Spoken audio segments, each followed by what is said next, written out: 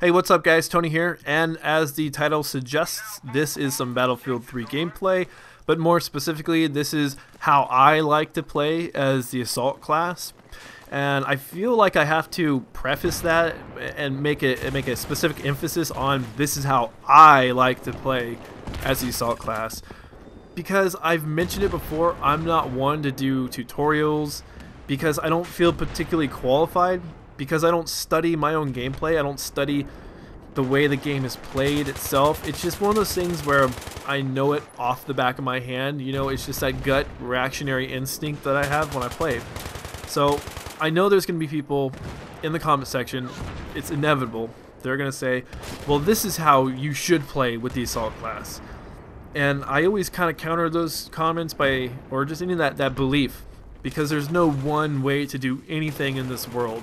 People, you know, they post on my jet videos, use this, this, and this. It's better than what you're using.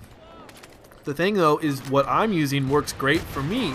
So just because it works good for you doesn't mean it's going to work good for me. So conversely, what I'm going to say now is what works for me might not work for you. But what I can do is I can just say this is how I play, and I'm, to be modest, I'm like fairly successful at, you know, overall, the grand scope of the Battlefield 3 career.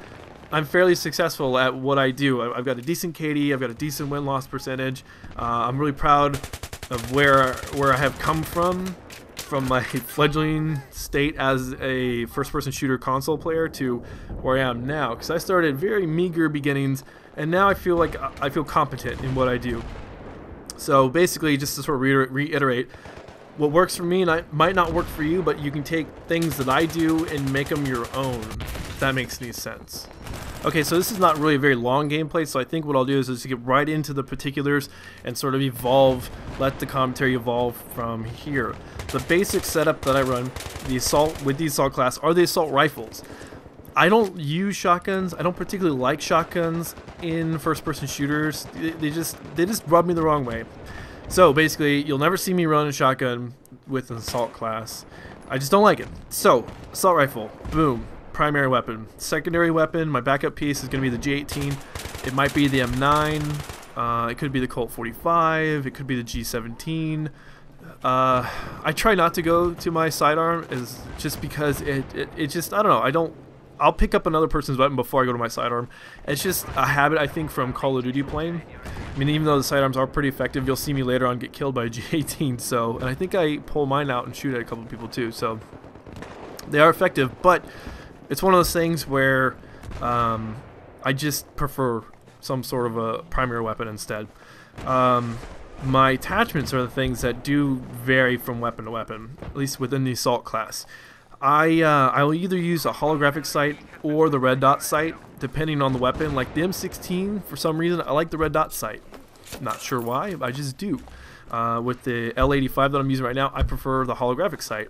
Why? I don't know. I just do. It's one of those things. There's no technical, no rhyme or reason behind it. It's just that I do. I feel comfortable with it, and that's it. That's all I can really say. For my second attachment, what I really like to go with is the foregrip. That's pretty much my standard go-to thing. Some people use, like, what is it, the under rail system if they're going to use a grenade launcher or something. I don't use grenade launchers. I've always thought they were kind of a cheapy little tactic. So, I don't know, I just don't use it. So, because it also takes away the med pack, and I always play the Assault class as a medic. That's sort of my mindset for the Assault class, is the medic. So, why take out what I think is essential to the class in itself? The last attachment varies just a little bit. Right now, what I'm thoroughly enjoying is the flash suppressor. What I was using for a little bit is the silencer, and what I began using almost on every single weapon that I was using is the heavy barrel. But for me, I found that the heavy barrel caused me to drift off target more frequently, and so when you're trying to get those medium long range shots, bursting your weapon, I just feel like the weapon is almost unmanageable.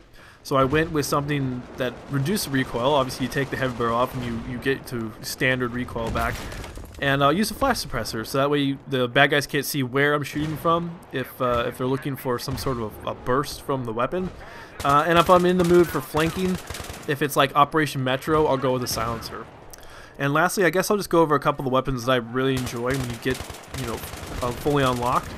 The FAMAS, sort of an easy mode weapon, but I do enjoy it. The M416, the F2000, the M16A3, and the L85. Those are really my favorite weapons and like go-to for me. They sort of epitomize what I think the assault class is. As I've said before, I really think that the assault class at its core is a medic class, and it should have been named as such, a medic class, because every single class in Battlefield 3 has responsibility, has a role, I should say, on the battlefield. And when you choose a specific class, you're putting yourself into a role. And so for those players who decide to switch out the med packs for like the 320 or the shotguns, I believe they're hurting their team, because in my experience, those people who are running as assault class, not like a medic class, they don't do much besides try to kill horse. So they do nothing to retain and revive people, to allow your team to retain tickets. They don't throw down med packs so your teammates can get healed. They're almost selfish players. And I think that's a great segue into how I like to play as the assault class and things that I like to do. I love reviving people. I love throwing down med packs in highly contested areas like B-Dom at Grand Bazaar. You know, everyone is fighting over that one spot. You throw down a med pack and you just see those points racking up. And not only do you get points, but your teammates stay alive. They don't go down. You don't have to rush out in the open to revive somebody.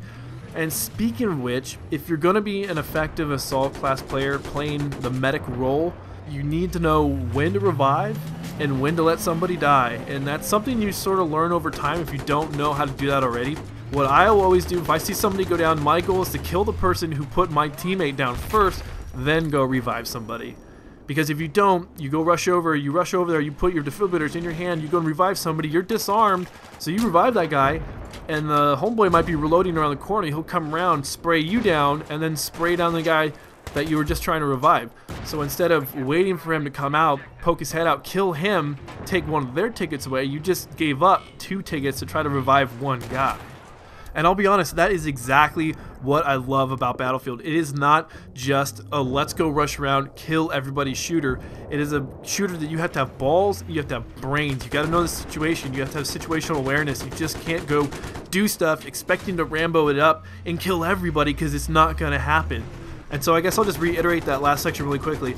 Revive people often and when you can, but be smart about it. Don't give up. Don't give yourself up. Don't lose a ticket reviving somebody. Make sure it's possible to revive somebody. Throw down med packs whenever you can, all the time, everywhere, high traffic areas.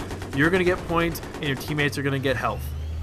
The last thing I want to talk about is map knowledge and map movement. And that's one of those things where I do it out of instinct. I don't particularly have a set route or plan in my head when I'm moving throughout the map.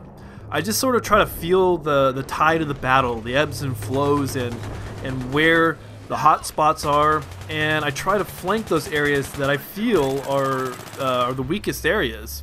And for instance, on that last game that I posted, the rush on Karg Island, I made it a point to constantly be flanking to the right. Because of the fact that there was such heavy battle going on in the center, I felt that my best option to survive and to take out enemy soldiers was to flank around to the right, and I was highly successful doing that. So just like I said, you need to know the flow of the battle. You kind of need to know in your gut where to go, and that's just stuff you learn as you play. I don't think anybody can really teach that. Be like, well, this is what's going to happen during this situation, because this game, much from what I understand of a real battle from friends of mine who are war veterans, they just say that there's this fluidity about a battlefield. You know, you might have your battle plan very rigid and structured, but when the bolts start flying, all hell breaks loose and the best laid plans go to waste.